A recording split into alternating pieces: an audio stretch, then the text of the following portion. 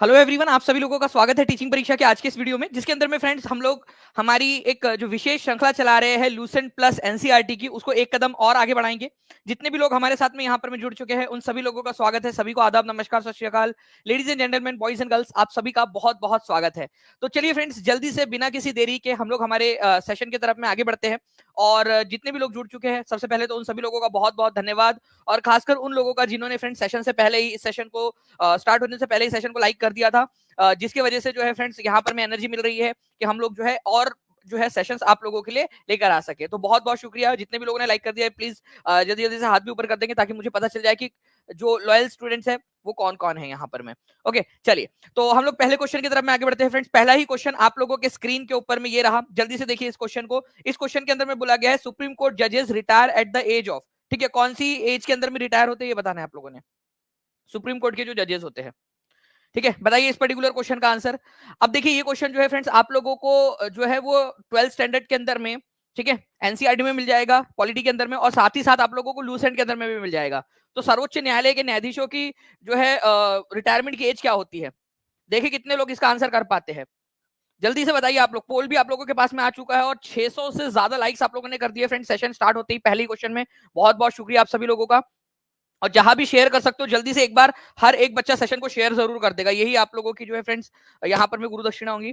तो सर्वोच्च न्यायालय के मुख्य जो न्यायाधीश होते हैं, जितने भी न्यायाधीश होते हैं, ठीक है, उनके रिटायरमेंट की एज होती है फ्रेंड्स 65 साल, ये याद रखना है आप लोगों ने। Okay, 65 years. और जो हाई कोर्ट होता है, ठीक है, हाई कोर्ट जो होता है उसके जजेस जो है वो 62 ईयर्स की एज में रिटायर होते हैं। तो मैं आप लोगों को दोनों ही चीजें बता देता हूँ, ठीक है। अगर आप लोगों से सुप्रीम कोर्ट की पूछे, ठीक है, और हाई कोर्ट की पूछे, तो हाई कोर्ट के जो जजेस होते हैं वो 62 साल की उम्र में रिटायर होते हैं, ये याद रखना है आप लोगों ने। लेकिन यहाँ पर मैं सर्वोच्च न्यायालय मतलब सुप्रीम कोर्ट की बात की गई थी। सुप्रीम कोर्ट के जजेस 65 साल की उम्र में रिटायर होते हैं। ये बहुत ही इंपॉर्टेंट वाले फैक्ट्स है दोनों के दोनों, ठीक है। लिख दो कमेंट के अंदर में, हाई कोर्ट के जज कितने साल में रिटायर होते हैं और सुप्रीम कोर्ट के जज कितने साल के अंदर में रिटायर होते हैं। दोनों ही बहुत ज्यादा इंपॉर्टेंट वाले क्वेश्चन है आप लोगों के, ठीक है। प्लीज इन दोनों ही क्वेश्चन को याद रखिएगा आप सभी के सभी लोग, ठीक है। नाउ फ्रेंड नेक्स्ट क्वेश्चन की तरफ में हम लोग आगे बढ़ते हैं। देखिए यहाँ पर मैं जो है आप लोगों का जो नेक्स्ट क्वेश्चन है वो बोला गया है कि किस दिल्ली सल्तनत के सुल्तान ने गुलरुखी नाम से फारसी कविताएं लिखी। मतलब जब वो कविताएं लिखता था तो नीचे में नाम लिखता था गुलरुखी। अब ये क्वेश्चन बहुत ही फेमस है फ्रेंड्स, गुलरुखी वाला। ये पूछते हैं आप लोगों से कि गुलरुखी नाम कौन लिखता था, ठीक है। मान लीजिए कि उसने कोई कविता लिखी है और नाम नीचे में अपना नाम जो है अपने नाम की जगह पे गुलरुखी लिख दिया, अपना निक नेम, कोई सागर नाम रख देता है, कोई कुछ नाम रख देता है, इस तरीके से नहीं, क्या कोई नीरज नाम रख देता है अपना, उस तरीके से। तो गुलरुखी नाम से जो है वो किसने कविताएं लिखी, बलबन ने, मोहम्मद बिन तुगलक ने, सिकंदर लोधी ने, या अलाउद्दीन खिलजी ने, ठीक है। तो आंसर क्या हो जाएगा यहाँ पर में, बहुत सारे बच्चे यहाँ पर कंटिन्यूसली आंसर कर रहे हैं, ठीक है। कुछ लोग खिलजी लिख रहे हैं, मतलब आप लोगों को पता ही नहीं है उसके बारे में, ठीक है। कई सारे लोगों ने आंसर लगाया है, सी आंसर लगाया है, ठीक है। और कई सारे लोगों ने बी आंसर लगाया है, तुगलक आंसर लगाया है। मैक्सिमम लोगों ने आंसर अभी जो मैं देख पा रहा हूँ वो आंसर लगाया है, 38% लोगों ने बी आंसर लगाया है। देखिए फ्रेंड्स, बेसिकली देखो बात समझो, ये क्या है गुलरुखी का मतलब, गुलरुखी मतलब क्या, वो अपना नाम लिखता था। जैसे फॉर एग्जाम्पल उसने कोई कविता लिखी, आप लोग मान लीजिए एक कविता कोई तो भी हम लोग ले लेते हैं, जैसे कि जो वो जो तुमने कहा है ना, ठीक है, वो जो मैंने सुना है ना वो तुमने कभी कहा ही नहीं, वो जो दर्द मैंने सहा है ना तुमने कभी सहा ही नहीं, मैंने प्यार के जिस दरिया में कई बार डुबकियां लगाई है, आज पता चला कि वो दरिया कभी बहा ही नहीं। पत्थर कहता है मुझे मेरा चाहने वाला, उन्हीं पत्थरों से मैंने दिल में एक महल बनाया है, उस महल में वो कभी रहा ही नहीं। अब मान लो ऐसी जो है छोटी सी किसी उसने एक कविता लिख दी और नीचे में अपना नाम लिख दिया गुलरुखी, ठीक है, गुलरुखी, ये नाम लिख दिया उसने गुलरुखी, बस। तो वो कौन था जो ये गुलरुखी नाम से कविताएं लिखता था, तो ये लिखता था सिकंदर लोधी, ठीक है, सिकंदर लोधी। ये इस तरीके से आप लोगों ने याद रख लेना है, गुलरुखी नाम से लिखता था वो, मतलब सिकंदर लोधी था नाम, नीचे में अपना गुलरुखी लिखता था। अब यहाँ पर में उसने क्या किया था, गैर मुसलमानों के ऊपर में जो जजिया कर है, ठीक है, वो भी उसने लगा दिया था वापस से, जो कि फिरोज शाह तुगलक के समय में लगाया गया था। चलिए, तो आंसर मेन पॉइंट है गुलरुखी वाला आप लोगों का, गुलरुखी, ये याद रखना आप लोगों ने। ये है सिकंदर लोधी। सिकंदर लोधी के बारे में एक चीज याद रखनी है आप लोगों ने फ्रेंड्स, इसने जो है आगरा शहर का निर्माण कराया था और आगरा शहर को अपनी राजधानी बनाया था। तो आगरा शहर का निर्माण कार्य किसने करवाया था ये बताना है आप लोगों ने, ठीक है। ओके, तो आगरा शहर का निर्माण कार्य किसने करवाया था, ये करवाया था फ्रेंड सिकंदर लोधी ने। ओके, और गुलरुखी नाम से कविताएं लिखता था। ये क्वेश्चन पूछ सकते हैं आप लोगों से। नाउ फ्रेंड नेक्स्ट क्वेश्चन की तरफ में आगे बढ़ते हैं। भारत में कावेरी नदी का उद्गम किन पहाड़ियों से होता है, जल्दी से हर एक बच्चा जल्दी जल्दी से सेशन को जहां भी शेयर कर सकते हैं जल्दी जल्दी से शेयर कर देगा, ताकि इसी तरीके से एनर्जेटिक तरीके से हम लोग हमारे सेशन को ले सके। जी, आगरा शहर का निर्माण करता या आगरा शहर का संस्थापक किसको माना जाता है? तो सिकंदर लोधी को ही माना जाता है, ये याद रखना है आप लोगों ने।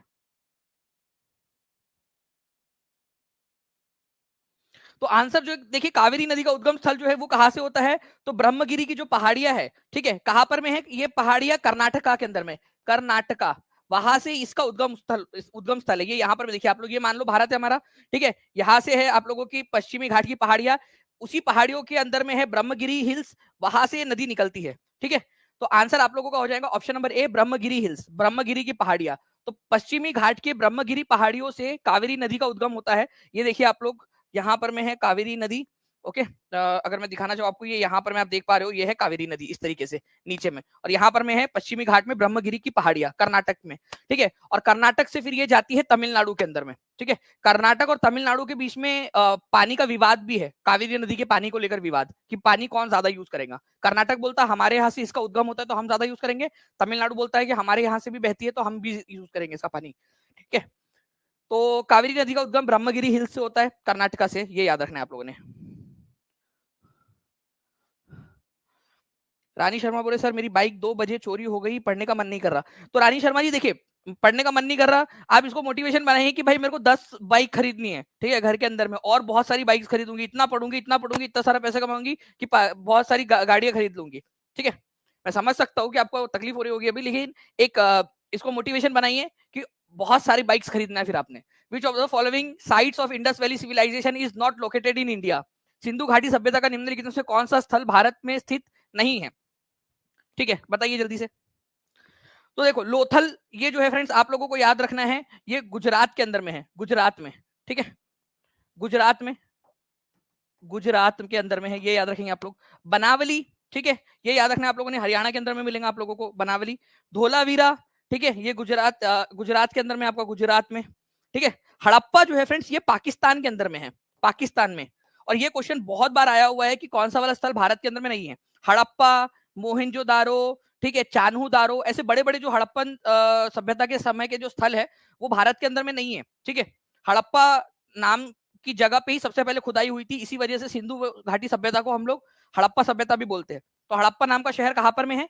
ये आप लोगों को मिलेगा फ्रेंड्स पाकिस्तान के अंदर में, ठीक है। आज भारत के अंदर में नहीं है, वो पाकिस्तान वाले साइड के अंदर में, सिंध रावी नदी के किनारे पर, ठीक है। तो हड़प्पा जो है फ्रेंड्स पाकिस्तान वाला जो पंजाब है, क्योंकि पंजाब का बंटवारा हुआ था, तो पाकिस्तान के साइड का जो पंजाब है वहां पर में आपको मिलेगा। एक इंपॉर्टेंट और क्वेश्चन देख लीजिए आप लोग, भारत और पाकिस्तान के बीच शिमला समझौता कब हुआ था? इसका भी आंसर कर दीजिए जल्दी जल्दी से। भारत और पाकिस्तान के बीच शिमला समझौता, सबसे पहली बात एक और पूछा जा सकता है कि शिमला समझौता किन दो देशों के बीच में हुआ था? तो भारत और पाकिस्तान के बीच में हुआ था।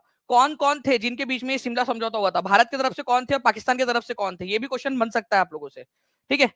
तो भारत की प्रधानमंत्री जुल्फिकार अली भुट्टो और पाकिस्तान के उस समय के जो प्रधानमंत्री थे जुल्फिकार अली, भारत की प्रधानमंत्री इंदिरा गांधी और पाकिस्तान के उस समय के प्रधानमंत्री जुल्फिकार अली भुट्टो, उनके बीच में हुआ था। तो इंदिरा गांधी और जुल्फिकार अली भुट्टो, ठीक है, उनके बीच में हुआ था। ये याद रखना है आप लोगों ने। कब हुआ था अगर ये क्वेश्चन आ जाए आप लोगों से, तो 1972 के अंदर में हुआ था। 1971 में युद्ध हुआ था इंडिया पाकिस्तान का, जिसके बाद में बांग्लादेश आजाद हुआ, ओके। उस युद्ध के बाद में जाकर ये शिमला समझौता हुआ था, और भारत ने कई सारे जो पाकिस्तानी सैनिक जिनको हमने कैद किया था उनको छोड़ दिया था, हम लोगों ने रिहा कर दिया था, ठीक है। तो भारत की प्रधानमंत्री इंदिरा गांधी और पाकिस्तान के उस समय के प्रधानमंत्री जुल्फिकार अली भुट्टो, उनके बीच में हुआ था, ये याद रखना है आप लोगों ने, ठीक है। तो 2 जुलाई 1972 में हुआ था। ये इंपॉर्टेंट पॉइंट है आप लोगों का, प्लीज इसको याद रखिएगा, शिमला समझौता 1972 के अंदर में, ओके। नाउ फ्रेंड्स नेक्स्ट है आपका, निम्नलिखित में से किसके उत्तरी भाग को सह्याद्री के नाम से भी जाना जाता है? अब ये सह्याद्री, ठीक है, बहुत ही फेमस नाम है और क्वेश्चन भी पूछा जाता है एग्जाम के अंदर में। बताइए सह्याद्री नाम से किसको जाना जाता है?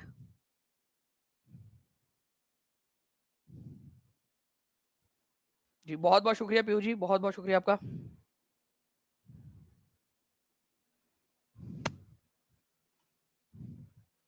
चलिए आगे बढ़ते हम लोग फ्रेंड्स। यहाँ पर में हमारे जो है सह्याद्री के नाम से किसको जाना जाता है? सातपुड़ा रेंज, वेस्टर्न घाट, ठीक है, ईस्टर्न घाट, विंध्या रेंज। तो देखो हमारा ये भारत है मान लीजिए, तो इसके दोनों छोर के ऊपर में, ठीक है, एक यहाँ पर में जो छोर है आपका ये, ठीक है, और इधर साइड का जो छोर है ये, इसको कहते हैं वेस्टर्न घाट, इसको कहते हैं ईस्टर्न घाट, पश्चिमी घाट और पूर्वी घाट। तो जो पूर्वी घाट, पश्चिमी घाट है आप लोगों का, ठीक है, पश्चिमी घाट, उसका जो ऊपर वाला हिस्सा है ना महाराष्ट्र और गोवा के साइड का, उसको बोलते हैं सह्याद्री। तो वेस्टर्न घाट को ही सह्याद्री के नाम से भी जाना जाता है, ठीक है, उसके उत्तरी भाग को। ओके, तो वेस्टर्न घाट के उत्तरी भाग को सह्याद्री के नाम से जानते हैं, ये याद रखना है आप लोगों ने। आंसर होगा आपका option number B, Western Ghat, ठीक है। तो B is the correct answer. Sahyadri कहां पर में? पश्चिमी घाट का एक भाग है ऊपर वाला। नेक्स्ट क्वेश्चन की तरफ में आगे बढ़ते हैं friends. 19 article number 352 of Indian constitution primarily deals with, किससे डील करता है? ठीक है, जल्दी जल्दी से बता दीजिए और एक बार शेयर कर देंगे। हर एक बच्चा जल्दी से जहां भी शेयर कर सकता है, टेलीग्राम, फेसबुक, व्हाट्सएप, इंस्टाग्राम, जहां भी शेयर कर सकता है इस सेशन को शेयर कर देगा फ्रेंड्स, ताकि ऐसे ही हम लोग बहुत सारे और भी क्वेश्चंस को कर सके। एक साथ दबा के शेयर मार दीजिए इस सेशन को। देखिए, अगर मैं बात करूं फ्रेंड आर्टिकल नंबर 352, ठीक है, बहुत ही फेमस आर्टिकल है। इसके तहत जो है हमारे देश के अंदर में इमरजेंसी लगाई जा सकती है, आपातकाल। अब ये आपातकाल क्या होता है? आपातकाल मतलब अगर देश के अंदर में मान लीजिए कि बाहरी देश ने हमला कर दिया हमारे देश के ऊपर में, ठीक है, मान लो कि भूटान जो है उसने एक रात पहले बहुत सारी, ठीक है, पी ली और उसको लगा उसके राजा को कि अरे चलो अब हम जो है वो भारत पे हमला करेंगे। है तो छुटकू सा सबसे छोटा देश हमारा पड़ोसी, ठीक है, वो भारत पे हमला कर दे, ठीक है, और चाइना भी उसकी मदद कर दे, नेपाल भी आ जाए बीच में, बांग्लादेश बोले मैं भी खेलूंगा मैं भी खेलूंगा, और पाकिस्तान तो मौका ढूंढ ही रहा था, ठीक है। तो मान लीजिए कि ऐसा हमारे ऊपर में, हमारे देश के ऊपर में हमला हो जाए बहुत सारा, तो क्या करेंगे हम उस समय में? हम लगा देंगे इमरजेंसी, आपातकाल, ठीक है, और उस समय में हमारे देश के अंदर में बहुत सारी गतिविधियां जो है हम उसको रोक देंगे, पहले हम हमारे देश को बचाएंगे, ठीक है। तो एक कंडीशन ये हो गई कि बाहरी हमला हो तो इमरजेंसी लगाई जा सकती है।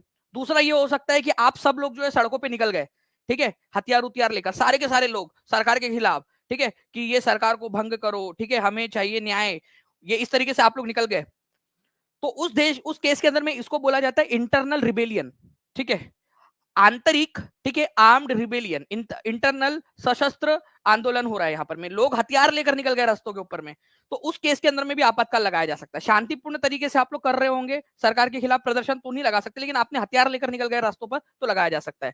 तो ये लगाया जा सकता है आर्टिकल नंबर 352 के तहत। दो कंडीशन बनती है, एक तो बाहरी आक्रमण हुआ हो, या फिर अंदर में जो लोग है हमारे देश के ही लोग जो है, हम लोगों ने, हम देश के लोगों ने सरकार के खिलाफ हथियार लेकर जो है वो कर दिया हो, आंदोलन कर दिया हो, गृह युद्ध जैसी स्थिति बन गई हो, ठीक है। एप्लीकेशन पर सर तैयारी की क्लास बहुत बहुत अच्छी है, thank you very much Piyu ji, आपका बहुत बहुत शुक्रिया। और किलिमंजारो, वोल्केनिक माउंट एटना, सारा याद हो गया आपको, बहुत अच्छी बात है। अभी ठीक है ज्योति जी, तो यहाँ पर मैं आंसर आपका 352 हो जाएगा। ओके, तो ये प्लीज ये 3 आर्टिकल्स आप लोग मेरे को याद करके दीजिए। नेशनल इमरजेंसी का आर्टिकल क्या है आप लोग बताइए जल्दी से कमेंट करके। अगर देश में पैसा खत्म हो जाए देश की सरकार के पास में, तो फाइनेंशियल इमरजेंसी लगाई जा सकती है, सब लोगों के पैसे जो सैलरी वगैरह वो कम कर दी जाएंगी, ठीक है।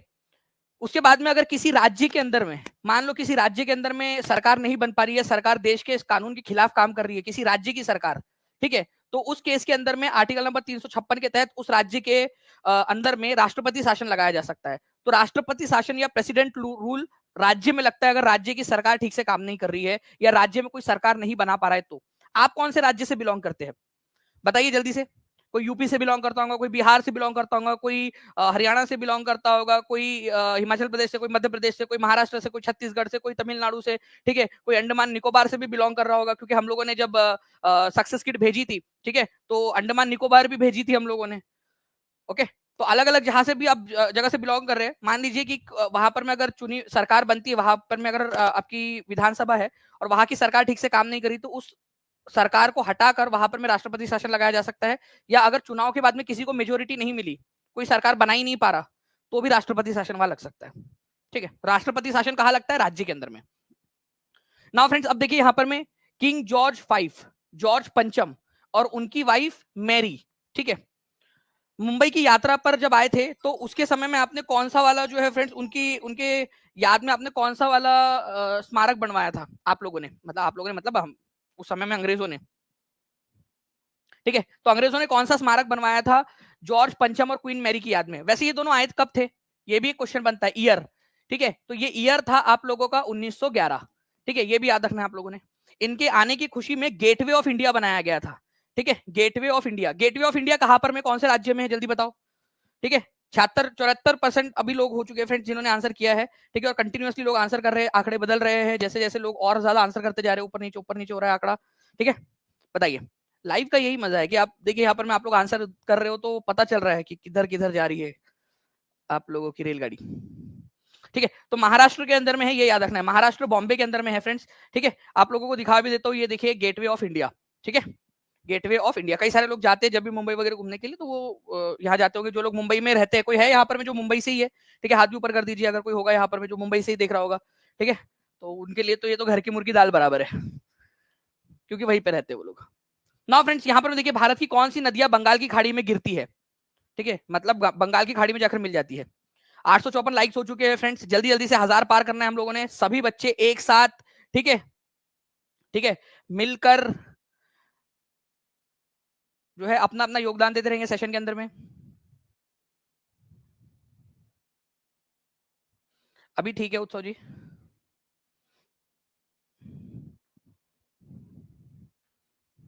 चलिए काफी सारे लोग हैं जो यहाँ पर मैं मुंबई से भी देख रहे हैं।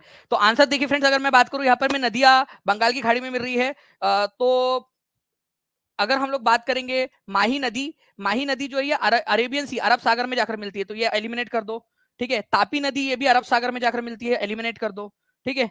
गोदावरी नदी, महानदी और कावेरी नदी, ये जो है फ्रेंड्स ये 3 नदियां ऐसी है जो बंगाल की खाड़ी में जाकर मिलती है, ठीक है। बंगाल की खाड़ी में जाने का मतलब क्या है, ये पूरब की तरफ में बहती है। जैसे यहाँ पर मैं आप लोग देख सकते हो इसमें ये गोदावरी नदी है आपकी, ठीक है, ये गोदावरी नदी, ठीक है। ये देखिए ये है महानदी, ठीक है। और यहाँ पर मैं आप देखिए कृष्णा नदी, यहाँ पर में कावेरी नदी, ये सब जा रही है बंगाल की खाड़ी की तरफ में, बंगाल की खाड़ी की तरफ। वही अगर हम ये देखेंगे तापी नदी, तो ये देखिए आप लोगों की तापी नदी ये है इधर में है। माही नदी है इस तरीके से जो है माही नदी जो कि कर्क रेखा को 2 बार काटती है, वो भी अरब सागर में जाकर मिलती है, बंगाल की खाड़ी में जाकर नहीं मिलती। तो कुछ मुख्य नदियां है, महानदी, गोदावरी, कृष्णा, कावेरी, ये बंगाल की खाड़ी में जाकर मिलती है, ये आप लोगों ने याद रखना है। वही अगर मैं आप लोगों से पूछ लूं लास्ट में, अगर मैं पूछूंगा आपसे बताइए कि माही नदी बंगाल की खाड़ी में जाकर मिलती है या अरब सागर में, तो आप लोग क्या आंसर करोगे? आप लोग आंसर करोगे फ्रेंड्स, ठीक है, अरब सागर के अंदर में। वही अगर मैं आपसे पूछूं कि कृष्णा नदी कौन से जगह पे मिलती है, बंगाल की खाड़ी या अरब सागर, तो बंगाल की खाड़ी में मिलती है। वही अगर तापी नदी और नर्मदा नदी की बात करूं मैं आपसे, तापी और नर्मदा, तापी और नर्मदा, ठीक है, ये दोनों के दोनों याद रखना है आप लोगों ने, बंगाल की खाड़ी में जाकर नहीं मिलती, अरब सागर में जाकर मिलती है, ठीक है। चलिए नेक्स्ट क्वेश्चन की तरफ में आगे बढ़ते हैं हम लोग हमारे। देखिए दिल्ली है कुनाहा और जहां पन्हा नाम के जो ये चीजें है, ये क्या है? एनसीईआरटी बेस्ड है ये आप लोगों का क्वेश्चन, ठीक है। ये 7th स्टैंडर्ड की एनसीईआरटी जो है उससे उस पर आधारित है। दिल्ली है कुन्हा और जहां पन्हा, ठीक है। चलो मैं एक और आपको हिंट देता हूं कि उसी की तरह एक सीरी नाम की भी जगह है, सीरी नाम भी है, सीरी। तो अब तो बता दो चलो, दिल्ली है कुन्हा, जहां पन्हा, सीरी, ये सब क्या है? ठीक है, तो ये जो है फ्रेंड ये सिटीज है, दिल्ली सल्तनत के जो सुल्तान थे उनके द्वारा बनाए गए शहर है ये, ठीक, उपाधियां नहीं है, ये शहर है। दिल्ली है कुन्हा क्या था, ये था कुतुबुद्दीन ऐबक के द्वारा बनाया गया शहर। जहां पना जो है ये बनाया गया था मोहम्मद बिन तुगलक के द्वारा बनाया गया शहर। सीरी जो है ये अलाउद्दीन खिलजी के द्वारा बनाया गया शहर है, ठीक है। इस तरीके से आप लोगों को याद रखना था। तो शहर है ये दिल्ली सल्तनत के सुल्तानों के द्वारा बनाए गए शहर। कितना परसेंट लोगों ने आंसर किया था सही, एक बार देख भी लेते हैं यहाँ पर मैं, ठीक है। सी आंसर करना था, 51% लोगों ने सही आंसर किया था, शहर थे। अच्छा, अब ये सीरी नाम का शहर किसने बनाया था ना, ये क्वेश्चन भी पूछा जाता है। आप लोग यहाँ पर में देखिए इस पर्टिकुलर पॉइंट, इस मैप के अंदर में देख सकते हो आप लोग, ठीक है। देखिए ये है आपकी यमुना नदी और ये दिल्ली, पुरानी जो दिल्ली है वहां पर में, ओके। यहाँ पर में आप देख सकते हो ये है दिल्ली है कुन्हा और ये है सीरी, ठीक है। सीरी नाम का शहर किसने बसाया था? अलाउद्दीन खिलजी ने। दिल्ली है कुन्हा किसने बसाया था? कुतुबुद्दीन ऐबक ने। और इन दोनों के बीच में एक शहर बसाया गया था जहां पनाह नाम से, ठीक है। ये शहर बनाया था मोहम्मद बिन तुगलक ने, ठीक है। तो सीरी अक्सर पूछते किसने बसाया था, सीरी नाम का शहर, ओके। तो ये थोड़ा सा याद रखना आप लोग, ये दिल्ली के अंदर में बसाए गए शहर थे। 900 से ज्यादा लाइक आप लोगों ने कर दिए फ्रेंड। जल्दी जल्दी से सेशन को इसी तरीके से आप लोग शेयर भी करते रहेंगे, जहां भी शेयर कर सकते हो, ताकि ऐसे ही हम लोग एनर्जी के साथ में सेशन को आगे बढ़ा सके ना। फ्रेंड देखिए उस जहाज का नाम क्या था जिसमें विलियम हॉकिंस पहली बार भारत आए थे? ये क्वेश्चन जो है फ्रेंड्स आप लोगों का केबीसी में भी पूछा गया था। आपको बता दूं कि इससे उल्टा पूछा गया था, ठीक है। क्वेश्चन क्या था, अगर मैं टीम से रिक्वेस्ट करूं कि प्लीज वो क्वेश्चन भी लगा दिया जाए। केबीसी में क्वेश्चन आया था कि जो हेक्टर नाम का जहाज था, ठीक है, जो पहला अंग्रेजी जहाज, ईस्ट इंडिया कंपनी का जहाज जो भारत आया था सूरत के अंदर में, ठीक है, उसके कप्तान कौन थे? तो उसके कप्तान थे विलियम हॉकिंस, ठीक है। ये याद रखना था आप लोगों ने, हेक्टर नाम का जहाज था ये, ठीक है, हेक्टर नाम का जहाज, उसके कप्तान थे विलियम हॉकिंस, जहांगीर के समय में भारत आए थे, ठीक है, विलियम हॉकिंस। बहुत ही इंपॉर्टेंट क्वेश्चन है, एग्जाम के अंदर में पूछा जा सकता है आप लोगों से। और मैंने आप लोगों को बताया कि केबीसी के अंदर में भी पूछा गया था विलियम हॉकिंग्स वाला क्वेश्चन। मैं एक बार मैं भी यहाँ पर मैं ट्राई कर लूँ आप लोगों के लिए अगर मिल जाए, क्योंकि बहुत अच्छा लगा दिया गया, मुझे टीम ने बताया है कि लगा दिया है आप लोगों के लिए। ठीक है, ये देखिए क्वेश्चन, कौन बनेगा करोड़पति में, कितने इसका सवाल था, ये कितने करोड़ का सवाल था, एक बार ये भी देख लेते हैं।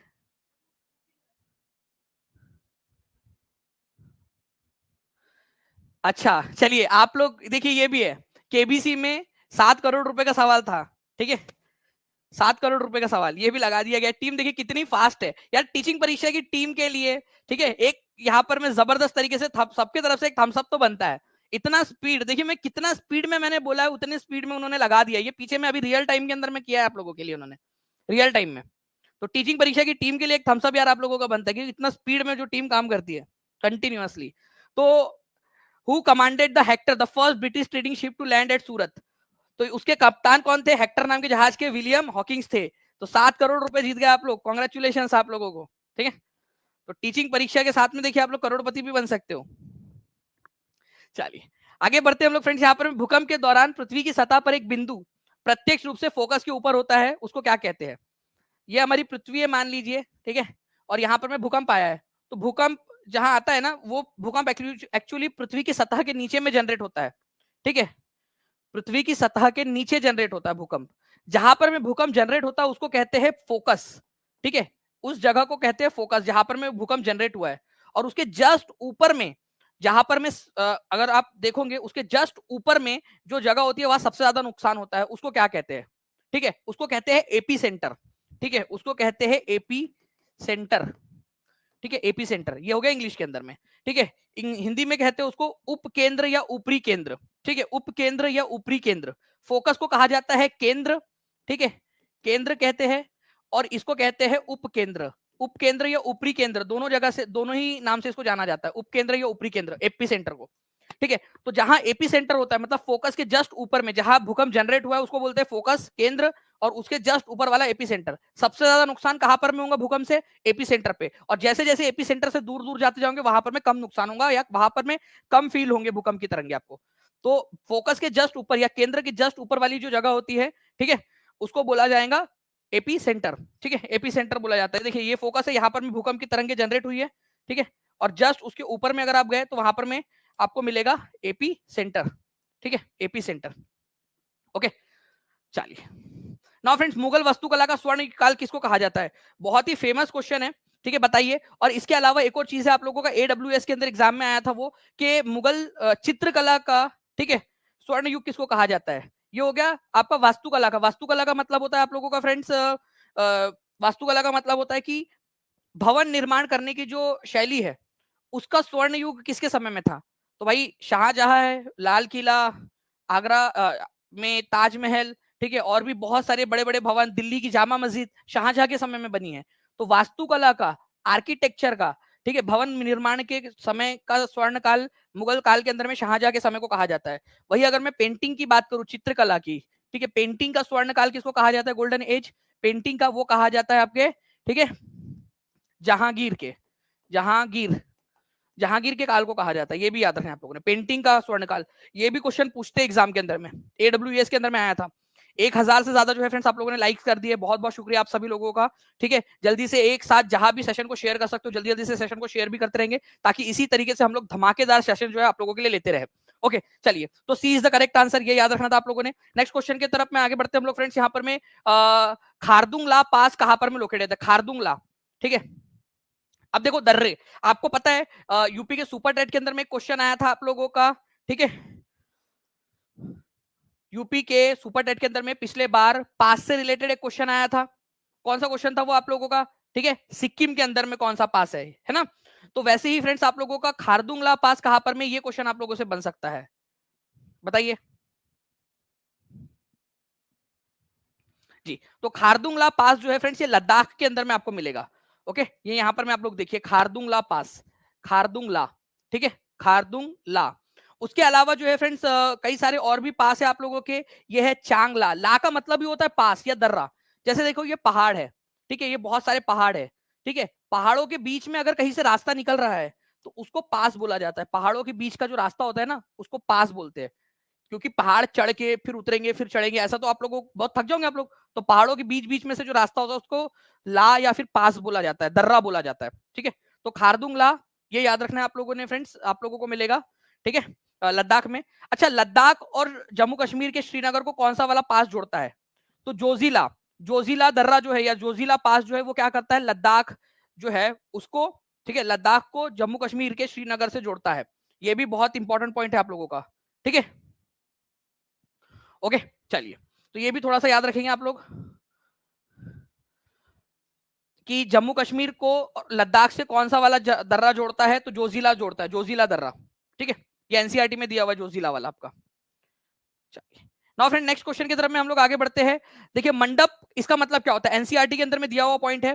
ठीक है, 1000 प्लस कॉन्करेंट व्यूअर्स जुड़ चुके हैं आप सभी लोग, और ये है बच्चे सिलेक्शन वाले जो सिलेक्शन लेंगे। ये बच्चे वो है जो अपने आप को मजबूत बना रहे हैं, ये वो बच्चे जो पढ़ना चाहते हैं, तो आप लोगों का अभिनंदन। तो मंडप जो है फ्रेंड्स ये याद रखना है आप लोगों ने, ये क्या था, मंडप। तो मंदिर के अंदर में देखिए, जब भी आप जाते हो मंदिर के अंदर में, ठीक है, तो एक जगह ऐसी होती है जहां पर में भगवान की मूर्ति रखी हुई होती है, उस जगह को बोलते हैं, ठीक है, गर्भगृह। ठीक है, जहां भगवान की मूर्ति रखी हुई होती है उस जगह को गर्भगृह कहा जाता है। ठीक है, आप इधर जाके तो बैठते नहीं हो एकदम भगवान से टिक कर, आप क्या करते हो, कोई भी मंदिर अगर आप जाओगे, ठीक है, तो वहां पर में आप देखोगे कि यहाँ पर में एक भवन होता है जहां पर में आप बैठे रहते हो यहाँ पर, और ठीक है, अपनी जो भी आपकी मन्नत मुराद है उसको याद करते रहते हो। ठीक है, तो वहां पर में जहां आप बैठते हो उसको कहा जाता है मंडप, जहां पर में लोग इकट्ठा होते हैं उसको मंडप कहा जाता है। ठीक है, तो गर्भगृह जहां पर में मुख्य देवी या देवता की जो मूर्ति रखी होती है और जहां पर में लोग इकट्ठा होते हैं उसको मंडप कहते हैं। गर्भगृह के जस्ट ऊपर में क्या होता है, गर्भगृह के जस्ट ऊपर के अंदर में आप लोगों का होता है शिखर। ठीक है, ये भी याद रखना है। तो मंडप क्या था, ये क्वेश्चन आप लोगों से पूछ लिया जाए तो क्या होगा आपका आंसर, अब बताइए आप लोग, अब आप लोग आंसर करिए, मंडप किसको कहते हैं आप लोग। ठीक है, आप लोग आंसर करते जाएंगे जल्दी जल्दी से फ्रेंड्स। देखिए, यहाँ पर मैं पीयू जी बोल रहे कि 2000 प्लस करना है सभी लोग, जल्दी जल्दी से फिर लाइक एंड शेयर करते रहेंगे सभी के सभी लोग, सबको एक साथ मिलकर करना पड़ेगा शेयर। मंडप जो है फ्रेंड्स एक हॉल था जहां पर में लोग इकट्ठा हो सकते थे, उसको कहते थे मंडप। ठीक है, ये याद रखना है आप लोगों ने, मंदिरों के अंदर में। नेक्स्ट क्वेश्चन की तरफ में आगे बढ़ते हैं हम लोग। अल इदरीसी कौन था? ठीक है, अल इदरीसी, ठीक है, अल इदरीसी एक राइटर था, डॉक्टर था, ज्योग्राफर था, हिस्टोरियन था, कौन था अल इदरीसी? ये एनसीईआरटी के 6 स्टैंडर्ड की पहली कक्षा में दिया हुआ है, एनसीईआरटी 6 स्टैंडर्ड हिस्ट्री। ठीक है, first chapter history, first chapter. लो, आपको इतना डिटेल के अंदर में जो है ना फ्रेंड्स, सारी सारी चीजें बता रहे हैं आपको, जहां से क्वेश्चंस बनते हैं आपके डायरेक्टली। अगर आप करना चाहते हो तो बताइए। 1095 लाइक्स आपने कर दिए, 1100 से केवल 5 लाइक्स दूर है हम लोग। एक साथ सभी लोग जो है फ्रेंड्स, जितने भी बच्चे बचे हुए, सेशन को लाइक एंड शेयर करते रहेंगे हर जगह, टेलीग्राम, फेसबुक, व्हाट्सएप, इंस्टाग्राम, हर जगह पे शेयर कर दीजिए। और आपके लिए एक बहुत ही अच्छा एक इंटरव्यू आप लोगों के लिए जो है फ्रेंड्स लिया है।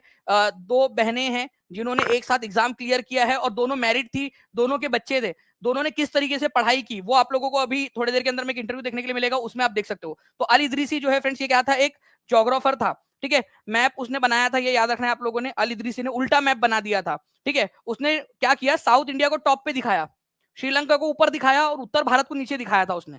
ठीक है, तो अल इदरीसी क्या था, एक अरब ज्योग्राफर था। ठीक है, अरब मूल का था। ठीक है, जो अरब इलाके है ना, सऊदी अरब वगैरह वाला जो इलाका है, यूएई, कतर वगैरह, उनको अरब मूल कहते हैं। तो अरब ज्योग्राफर था, ये याद रखना है आप लोगों ने। ठीक है, उसने एक वर्ल्ड मैप बनाया था, भारत का भी मैप बना था उसके अंदर में। देखिए, श्रीलंका ऊपर दिख रहा है, ये है श्रीलंका। ठीक है, श्रीलंका, और ये भारत का दक्षिणी हिस्सा उसने ऊपर दिखाया, नीचे दिखाया, पता नहीं क्या कौन सी वाली जो है उसने मतलब जो है वो पीकर उसने बनाया था कि ऐसा उल्टा बना दिया मैप।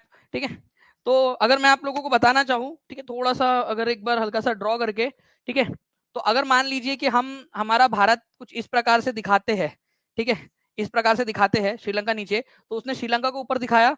ठीक है, ये हमारा भारत, और यहाँ पर में उसने इस तरीके से दिखाया था, उल्टा दिखाया था उसने। ओके, चलिए, उसमें कन्नौज वगैरह का नाम भी आप लोगों को देखने के लिए मिल जाएगा नीचे में, उत्तर प्रदेश का कन्नौज वगैरह का अरबी में नाम लिखे हुए पूरे के पूरे इसमें। अल इदरीसी ज्योग्राफर था, भूगोलवेत्ता, मैप बनाया था इसने। ओके, चलिए आगे बढ़ते हैं हम लोग फ्रेंड्स। यहाँ पर में हमारे नेक्स्ट क्वेश्चन की तरफ में, निम्नलिखित में से किस दिल्ली के सुल्तान की प्रशंसा में एक संस्कृत प्रशस्ति मिली है? ठीक है, ओके, देखिए यहाँ पर मैं फ्रेंड संस्कृत में उसने प्रशस्ति मिली है आपको, मतलब दिल्ली सल्तनत का सुल्तान जो मतलब उधर से ईरान वगैरह और अफगानिस्तान वगैरह साइड से ये लोग भारत में आकर शासन किए थे, दिल्ली सल्तनत के जो शासक थे उन्होंने, और उसमें से एक शासक ऐसा है जिसकी दिल्ली में प्रशस्ति मिली, प्रशस्ति मतलब उसकी तारीफ लिखी हुई मिली है एक पत्थर के ऊपर में, ठीक है, और वो संस्कृत में लिखी हुई है, संस्कृत के अंदर में। तो कौन था जिसकी तारीफ मिली हमको संस्कृत के अंदर में, ठीक है, तो आंसर हो जाएगा आप लोगों को ऑप्शन नंबर बी, ठीक है, बलबन की मिली है आप लोगों को, ओके, संस्कृत भाषा के अंदर में लिखी हुई है,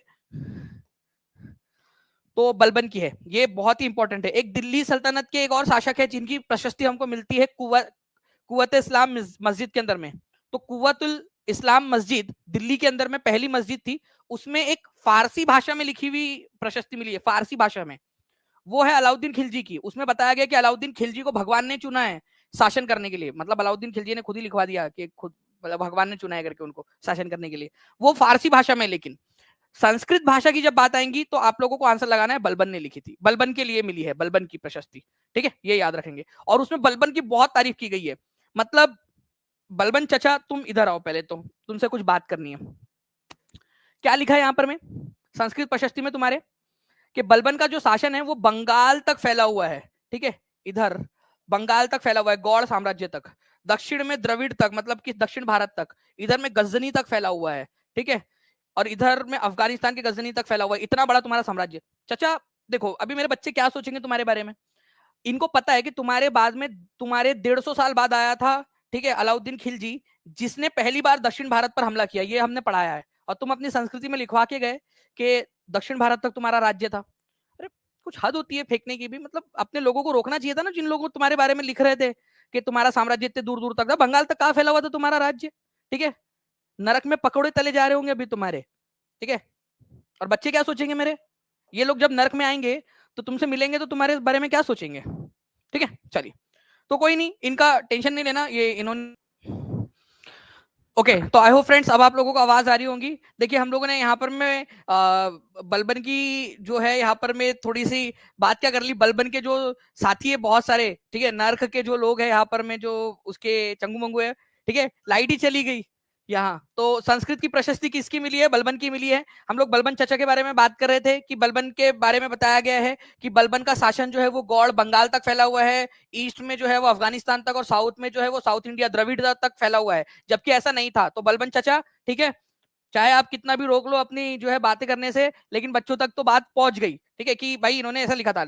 अब यहां से एक और क्वेश्चन आप लोगों का जो है फ्रेंड्स सब कवर हो जाता है कि साउथ इंडिया में पहली बार हमला किसके समय में हुआ था, जो मैं आपको समझाना चाह रहा था, जो आपको याद रहेगा अभी। साउथ इंडिया में पहली बार हमला एनसीईआरटी के अनुसार साउथ इंडिया में, ठीक है, पहली बार हमला हुआ था अलाउद्दीन खिलजी के समय में, ठीक है, अलाउद्दीन खिलजी के समय में। ये क्वेश्चन जो है आप लोगों की अलग अलग एग्जाम्स में आ भी गया है, ठीक है, तो ये याद रखना है, ओके। चाहे बलबन की प्रशस्ति में लिखा गया हो, लेकिन जो एक्चुअल में हमको प्रमाण मिलते हैं वो मिलते हैं कि अलाउद्दीन खिलजी के समय में, और ये एनसीईआरटी में ही दिया हुआ है, एनसीईआरटी के 7th स्टैंडर्ड की पुस्तक में दिया हुआ है, ठीक है, 7th स्टैंडर्ड में हिस्ट्री के अंदर में दिया हुआ है ये कि पहली बार साउथ इंडिया में हमला अलाउद्दीन खिलजी के समय में हुआ था, ठीक है। चलिए तो फ्रेंड्स यहाँ पर में हम लोग आगे बढ़ते हैं। निम्नलिखित में से काश्तकार का चाबुक किसने लिखी है, ये आप लोगों की पुस्तक है जो कि एनसीईआरटी में मेंशन है, द कल्टीवेटर्स व्हिप कॉर्ड। तो चाबुक का मतलब होता है फ्रेंड्स मारना, वो मारने वाला नहीं कि जो चाबुक से मारा जाता है यहाँ पर में, ठीक है।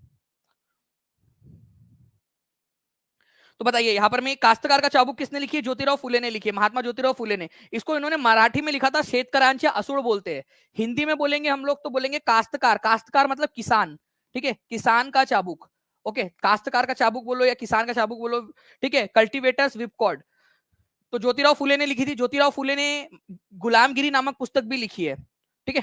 तो शेतकरांचे असुर, ठीक है, और ज्योतिराव फुले ने यहाँ पर में लिखी है काश्तकारांच्या असुड़, ठीक है, मतलब काश्तकार का चाबुक और गुलामगिरी, दोनों पुस्तक लिखी है, ये याद रखना है आप लोगों ने। इंपॉर्टेंट पॉइंट है, एग्जाम के अंदर में आप लोगों से पूछा जा सकता है। अभी 6 बजने में केवल 1 ही मिनट बचा हुआ है फ्रेंड्स। एक क्वेश्चन ये है, ठीक है, दक्षिण भारत पर आक्रमण करने वाला दिल्ली का पहला सुल्तान कौन था, ये Karnataka police constable official paper में पूछा गया है। मैं बता दूं आप लोगों को फ्रेंड्स, यहाँ पर मैं सेम क्वेश्चन जो है वो सीटेट की एग्जाम में भी पूछा गया था। टीम से रिक्वेस्ट करूंगा कि अगर आंसर इसका भी हटा दे और वो क्वेश्चन भी वहां पर में लगा दिया जाए, ताकि बच्चे जो है कमेंट में स्पीड में आंसर कर सके। तो देख सकते हो आप लोग, कर्नाटक पुलिस कांस्टेबल के अंदर में क्वेश्चन पूछा गया। मैं आपको जो बता रहा हूँ ना वो बिल्कुल एक्सपीरियंस के आधार पे बता रहा हूँ आपको, पूरा 12-13 साल का जो एक्सपीरियंस हो चुका है आपको पढ़ाने का, उसके आधार पे मैं बता रहा हूँ आप लोगों को कि कहाँ से क्वेश्चन बन सकते हैं, क्या क्वेश्चन बन सकता है आपका।